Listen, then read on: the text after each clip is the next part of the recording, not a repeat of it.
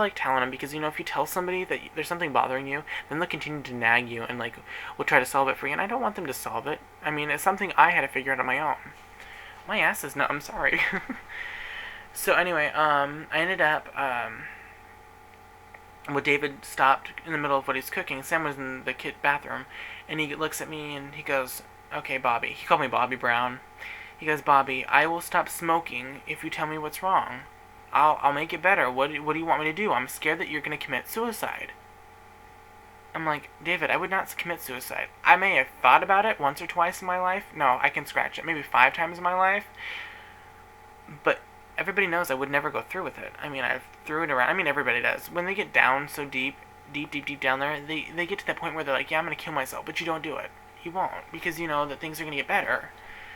It's just something you have to go through. So, I ended up telling him that it was about Justin, and he thought to make it better. Well, we ate dinner, and then he brought me in my room, and I was laying in bed, and I was getting ready to go to sleep. And Sam's in the front room, and she's sleeping, and David comes and sits in my chair, and of course you can't see my bedroom, but my bed's right here, and my desk, well, my chair for my desk is sitting right here, which you can't see because you're sitting on. But let me go grab it. Hang on.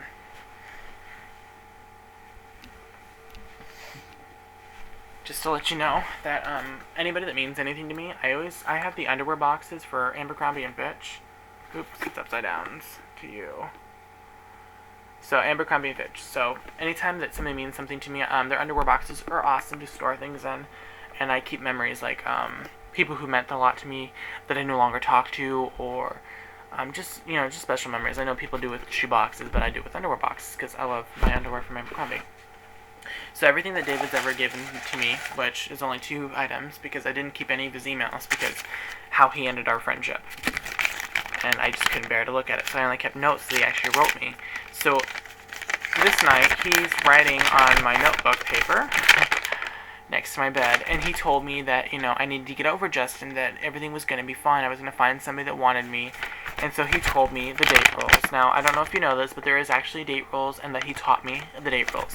So this is written, like, in bad English, because, he was shorthanding it all, and which I know what he means. So the first rule on here is talk about, we're not supposed to talk about a date on the, don't talk about an ex on the first date or before the date. You don't ever talk about your exes. Whoever asks you on the date is supposed to pay for it.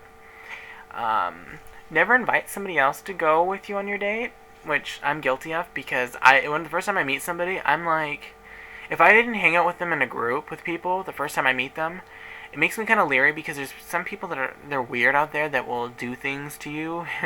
So I'd just rather have a friend with me, just to make sure that everything's going to be fine. So if we go to a movie that's cool and everything, just the first date. After the first date, I'm fine being by myself with them, if I like them. Oh, number 4 is never put out on the first date. Yeah, we're not going to discuss me putting out on the first date. Not anymore. That was an old thing. I love that. It's so funny. Number 5, you have to have a minimum of 3 dates before you can ask the person out. So that includes any time you have to involve money. If they come over to your house to watch a movie, that still counts, because it costs them to drive, unless they walked, if they're that close to you. But I think everybody has to drive to come see me. When you ask them out, you can't do it over text, over the phone, or on the internet. You have to do it face to face. You can't do it any other way, which I think is true, because it should be special. It should be, would you go out with me, through a text message? That would just be, it would ruin the moment, you know what I'm saying? It should be special. Don't ever discuss with your date how long it took you to get ready. Because you don't want him to, I went too fast. It took me like 5 minutes to do everything, or it took me 20 minutes. You don't want him to think, it didn't really matter to you how you looked. It doesn't, I don't know how to explain it to you, but you get what I'm saying. And don't tell any skeletons in the closet, like, my mom's a transsexual. That's not something you bring up, probably not till the 5 minutes when you walk in the front door for Christmas. Yeah. My mom's not a transsexual. Just to let you know. She's not.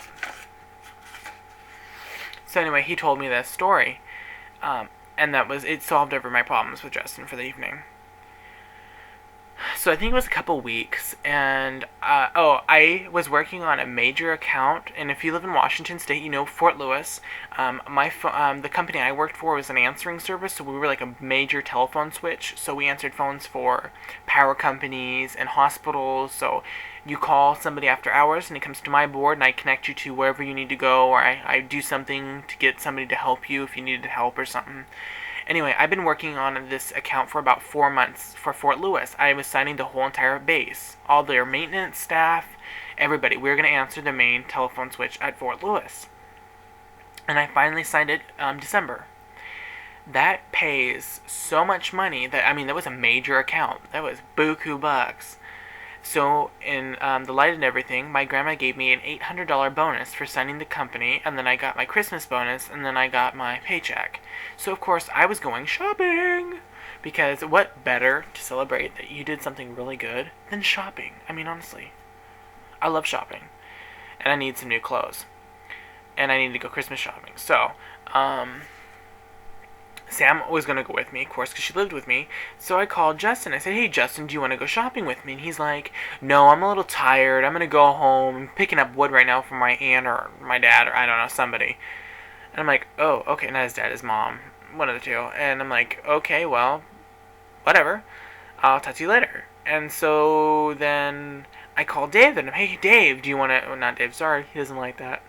I said, David, do you want to go with me shopping? And he's like, no, I'm tired. I'm going to go home and go to bed. I'm like, David, you're David. You don't go home. You party till 1 hour before you have to go back to work, and then you go in tired. I mean, this is not David. I'm like, but whatever, Cool's cool, I'll just go shopping myself. So, I didn't put two and two together right there, so if y'all are thinking that sounds a little suspicious about both their stories sound pretty much alike, the story gets better. So then, we're shopping, and I spend all $800, of course, on clothes. So I did really well. I'm really happy. I'm in a great mood. I'm like, hey, Sam, do you want to go out and go to dinner? I'm like, I'm buying shit for everybody. I'm like, I'm such a great mood. We had Orange Julius's, and then I had to go pick up shampoo at Walmart, because Walmart's the only one that carries my Aussie that I know of. I mean, I don't shop any. It's cheaper. It's down the street from my house. I'm like, I'll go to Walmart to pick up my shampoo. So, we go down to Walmart, and we get in my car, and I have no idea where this came out of. It just appeared to me in my head. I'm like, hey, Sam, wouldn't it be funny if David and Justin start dating? Her eyes got, I can't do it with my eyes. I can try. They're, so big, and she's freaking out. I'm like, oh, my God, that fucking cunt is freaking dating David. So now I'm sad and I'm pissed because my best friend could not tell me that he's dating this guy that he told me that he would never date. I mean, that broke my heart. He tells me everything. I mean, why would he hide that? And especially from the guy that I used to have a crush on, Justin. And he told me, oh, David, Andrew, Justin's nasty. You don't want to. Ew, no, he's not worth it. He's so stuck up. And da-da-da. I'm like, okay. So I end up calling Justin, and I'm driving home, and I'm like, this is how the conversation went was, Justin, is there anything you would like to tell me? This is your one chance and one chance only to redeem yourself. And he goes, what are you talking about? I'm like, is there anything that you would like to share with me? Would you like to share with me? He's like, what are you talking about, Andrew? I'm like, this is your one chance, Justin. Do you want to tell me something that you want to tell me? He's like, why are you acting weird? I'm like, never mind, Justin. You had your chance. And I hung up on him. Because now I'm pissed because he knows I know there's something up. So I called David's cell phone. Of course, it goes straight into voicemail. How ironic. And I go, the voice message comes on, and I go, David, I know. Click. Then Justin calls Sam's cell phone, which she's sitting next to me in my passenger seat. Now I'm fucking mad. I'm like, hang up. I'm screaming at the top of my lungs. I don't want you talking to that bastard. I want you off the phone. Because now I'm pissed because Justin was being sneaky behind my back. So I get home, and I just totally flip. I don't know how would you call it, but flip a page. 1 minute I'm pissed and I'm sad, and I just, like that, change it. I'm back to being happy, and I from talking to my friend at the hospital, she's, Mylan, she's just like, Drew, you just need to let it go. I don't want you to